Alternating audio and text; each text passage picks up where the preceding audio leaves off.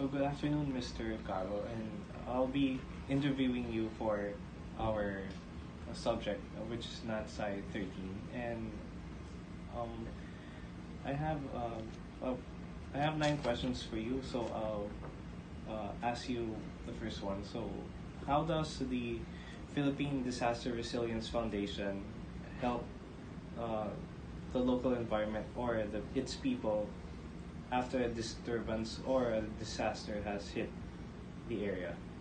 BDRF is a network of businesses, of the top businesses here in the Philippines. So right now we have around 100 business partners here in the Philippines. So what we do is to sort of tap into the core expertise of the private sector of these businesses to be able to help the local community.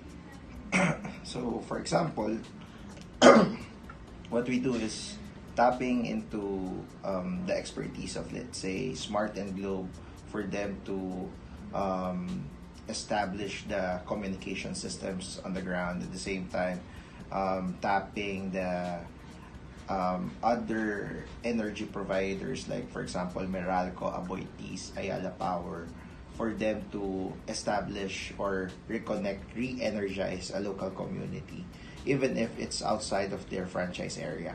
So it's really tapping their core expertise and veering away from the usual relief that we give out, food, water, etc.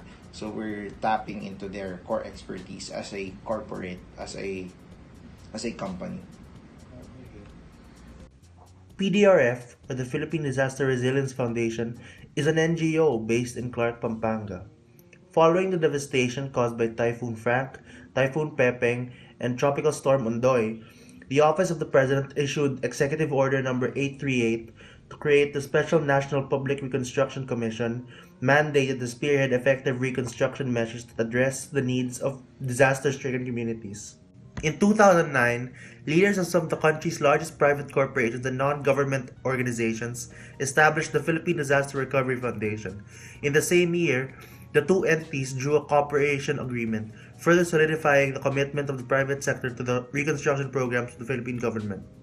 It's only classified as a disaster if it's like what you said. A disaster is you classify something as a disaster if it sort of disrupts the day-to-day lives of the people.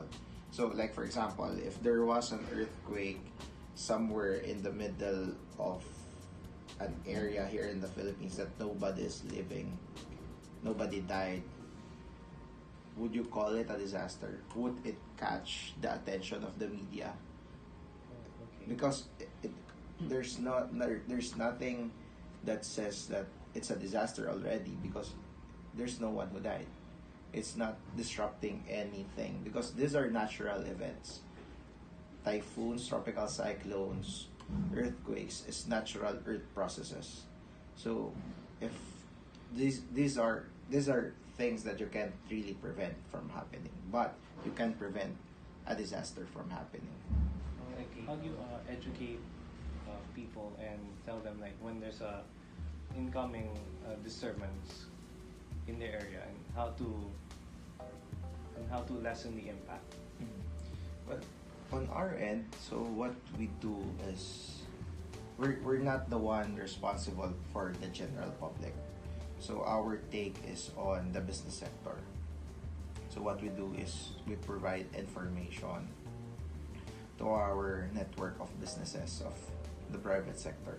So we provide information to them where, for example, a tropical cyclone, what's the path of the tropical cyclone, which areas might be affected, if that would be affected, how many will be affected, so that these corporates, these big companies would be able to start already scrambling their assets for them to deploy once the tropical cyclone passes.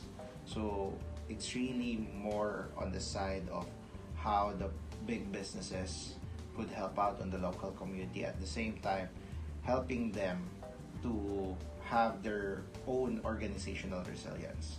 So on our end, like for example, what we did was to back in 2016, we helped out one bank wherein there were two bank tellers that were unaccounted for during Typhoon Lawin.